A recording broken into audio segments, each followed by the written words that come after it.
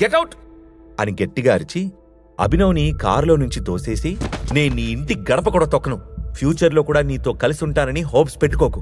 ఒకవేళ నీతో కలిసి ఉండాల్సిన పరిస్థితే వస్తే నేను నీతో ఉండటం కాదు, నువ్వు నా ఇంట్లో నాకు నచ్చినట్లు నా పనివాళ్లలో ఒకడిగా ఉంటావు అని నిక్కచ్చిగా చెప్పి డ్రైవర్ని కార్ స్టార్ట్ చేయమని చెప్పింది అనన్య. అభినవ్కి అనన్య అమాయకురాలని, ఆమె కూడా రాత్రి హోటల్లో కరెక్ట్గా ఏం జరిగిందో తెలియదని అర్థమైంది. మనసులో ఎన్నో సందేహాలు అలజడి సృష్టిస్తుంటే అన్నిటికీ సమాధానాలు త్వరలోనే తెలుస్తాయి అని అనుకుంటూ రూమ్ వైపుకు నడిచాడు.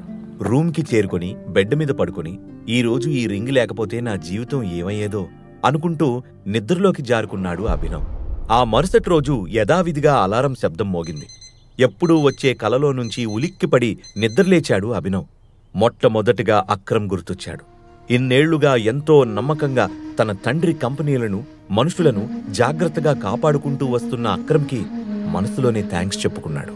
ఆ తర్వాత ఐ మిస్ యూ నాన్న, మునుపటి కంటే ఇప్పుడే నువ్వు బాగా గుర్తొస్తున్నావు అని వేలికున్న ఉంగరం వైపు చూసుకుంటూ బాధగా అనుకున్నాడు. తన ఐడెంటిటీని కొన్ని రోజులు దాచిపెట్టమని అక్రమ్ చెప్పడంతో డెలివరీ బాయ్ జాబ్ కంటిన్యూ చేద్దామని డిసైడ్ అయ్యి ఆఫీస్కి బయలుదేరాడు. అక్కడకు రీచ్ అయ్యాక కారిడార్లో నడుస్తూ ఉంటే, ఏ డెలివరీ బాయ్ అని వెనక నుంచి హరీష్ గొంతు వినిపించింది. అభినవ్తో కలిసి పనిచేసే హరీష్కి కంపెనీ ఇచ్చే శాలరీ కంటే అభినవ్ని అవమానిస్తే వచ్చే ఆనందమే ఎక్కువ సాటిస్ఫాక్షన్ ఇస్తుంది. చిరాగ్గా వెనక్కి తిరిగిన అభినవ్, ఏంటి పిలిచావు అని హరీష్ని అడిగాడు. నిన్న కనిపించలేదేంటి? ఇదేమన్నా నీ బాబుగాడు కంపెనీ అనుకుంటున్నావా? నీ ఇష్టం వచ్చినప్పుడు రావడానికి? నిన్ను బాస్ పిలుస్తున్నాడు, తొందరగా వెళ్ళు. బాస్ దెబ్బకి నీకు నీ అబ్బ గుర్తొస్తాడులే అంటూ నవ్వుతూ హేళనగా మాట్లాడాడు హరీష్. హరీష్ మాటలకి అభినవ్కి నరాలు తెగేంత కోపమొచ్చింది. అతడి దవడ మీద పంచివ్వకుండా కంట్రోల్ చేసుకుంటూ బాస్ క్యాబిన్కి వెళ్లి డోర్ మెల్లగా తెరుస్తూ గుడ్ మార్నింగ్ సార్ అని విష్ చేశాడు. వాటర్ డ్రమ్ములాగా నున్నగా గుండ్రంగా ఉన్న బాసు అభినవ్ని లోపలికి రమ్మని సైగ చేసి, నేను చూసుకుంటానులేదేవా అని చెప్పి ఫోన్ కట్ చేశాడు. ఏం గుడ్డు జరిగిందని గుడ్ మార్నింగ్ చెప్తున్నాం అని అభినవ్ వైపు సూటిగా చూసి కళ్ళెగరేశాడు బాసు. మునుపటి రోజు పనెగ్గొట్టినందుకు బాస్ తిడుతున్నాడని అర్థమయ్యి అభినవ్ సైలెంట్గా నిల్చున్నాడు. పర్మిషన్ తీసుకోకుండా డ్యూటీ మానేయచ్చని మీ తాత చెప్పాడా? నీ వల్ల ఎన్ని డెలివరీస్ మిస్ అయ్యాయో తెలుసా అని కోపంగా విరుచుకుపడ్డాడు బాస్.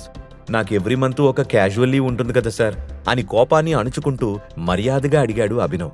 షడప్, డ్యూటీ కరెక్ట్గా చేయకుండా రూల్స్ మాట్లాడితే భరించడానికి ఇది మీ బాబుగాడి కంపెనీ కాదు అని బెదిరించాడు బాస్. ఆయన మాటలకు అభినవ్కి కోపమొచ్చి పిడికిలి బిగుసుకుంది. కానీ మళ్లీ తమాయించుకొని బాస్ వైపు చూశాడు. నిన్ను పనిలో నుంచి పీకేస్తున్నాను, నీ వస్తువులన్నీ తీసుకుని బడివా అని చెప్పిన బాసు కోపంగా టెర్మినేషన్ లెటర్ని అభినవ్ మొహాన కొట్టాడు. అది విన్నాక కూడా అభినవ్ పెద్దగా షాక్ అవ్వలేదు. రూంలోకొస్తున్నప్పుడే దేవాతోనే ఫోన్లో తన బాస్ మాట్లాడుతున్నాడని అర్థం చేసుకుని, క్రితం రోజు రాత్రి పార్టీలో అతన్ని అడ్డగాడిదా అని తిట్టినందుకు ఇదంతా కావాలనే చేయించుంటాడని ఊహించాడు. అందుకే బాస్ని ఏమాత్రం బ్రతిమాలకుండా, సరే నేను వెళ్ళిపోతాను, నాకు రావాల్సిన పెండింగ్ శాలరీ క్లియర్ చేయండి అని అడిగాడు. నీ వల్ల నిన్న జరిగిన లాస్కి నీకివ్వాల్సిన అమౌంట్కి చెల్లుకి చెల్లు, పైపెచ్చు నువ్వే మాకింకా 10,000 కట్టాలి. ఫోన్లే పాపమని ఆ మనీ అడగకుండా వదిలేస్తున్నా, పోరా బయటికి అని కసిరాడు బాస్.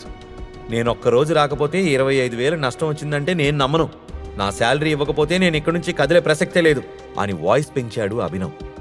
నీకు శాలరీనే కదా కావాల్సింది, వెయిట్ అని పళ్ళు కొరుకుతూ పక్కనే ఉన్న బెల్ని ప్రెస్ చేశాడు బాస్.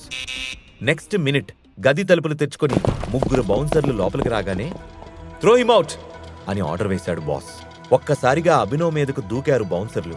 క్విక్గా రియాక్ట్ అయిన అభినవ్ ఒకడి మొహం పగిలేలా పంచి విసిరి మరొక బౌన్సర్ గుండెల్లో గుద్ది మూడోవాడి వీపు మీద గట్టిగా కిక్కిచ్చాడు. సరిగ్గా 3 నిమిషాల్లో అందరినీ నేలకు అతుక్కునేలా చేసిన అభినవ్ కోపంగా బాస్ వైపుకు వెళ్తూ ఉండడంతో అతను భయంతో వణికిపోతూ వెంటనే చెక్ మీద అమౌంట్ రాసి సైన్ చేసిచ్చాడు. అభినవ్ ఆ చెక్ తీసుకొని, ఈ రోజుతో మనిద్దరి మధ్య లెక్క సెటిల్, మళ్లీ నా జోలికి రావడానికి ట్రై చేస్తే తట్టుకోవడం నీ వల్ల కాదు అని చెప్పి విసురుగా తలుపు తీసుకొని బయటికెళ్ళిపోయాడు. అభినవ్ కాస్త అసహనంగా ఆఫీస్ నుంచి బయటికి రాగానే ఒక అన్నోన్ నెంబర్ నుండి కాల్ వచ్చింది. లిఫ్ట్ చేసి చెవి దగ్గర పెట్టుకోగానే, హలో టైగర్ బేటా, నేను అక్రమ్ని అనే మాటలు వినిపించాయి. చెప్పండి అని ముభావంగా బదులిచ్చాడు అభినవ్. ఈ రాత్రికి హోటల్ సఫైరాలో డిన్నర్ అరేంజ్ చేశాను. మాఫియా వరల్డ్లో మీ నాన్నకున్న ఒక బెస్ట్ ఫ్రెండ్ని నీకు పరిచయం చేస్తాను. ఈ మీటింగ్తో సిటీలోకి టైగర్ ఎంటర్ అయ్యాడని అతనికి తెలుస్తుంది. అని హుషారుగా చెప్పాడు అక్రమ్. ఎవరతను అని అడిగాడు అభినవ్. బల్కంపేట్ బాలరాజ్ అనే పేరు వినగానే అభినవ్ వెంట్రుకలు భయంతో నిక్కబొడుచుకున్నాయి. బాలరాజ్ గురించి సిటీలో తెలియని వారంటూ ఎవ్వరూ లేరు. అతడి పేరు చెబితే పారిశ్రామికవేత్తల నుంచి పొలిటీషియన్స్ వరకు అందరూ వణికిపోతారు. అలాంటి బలరాజ్కే ఇప్పుడు అభినవ్ బాస్ అవబోతున్నందుకు ఒకంత థ్రిల్తో పాటు ఒకంత నర్వస్నెస్ ని అభినవ్ ఫీల్ అయ్యాడు. అభినవ్ని టైగర్గా బాలరాజు ఒప్పుకుంటాడా? బాలరాజుకే అభినవ్ బాస్ అవుతాడా? తన తండ్రిని చంపిన రాణాని అభినవ్ ఎప్పుడు కలుస్తాడు?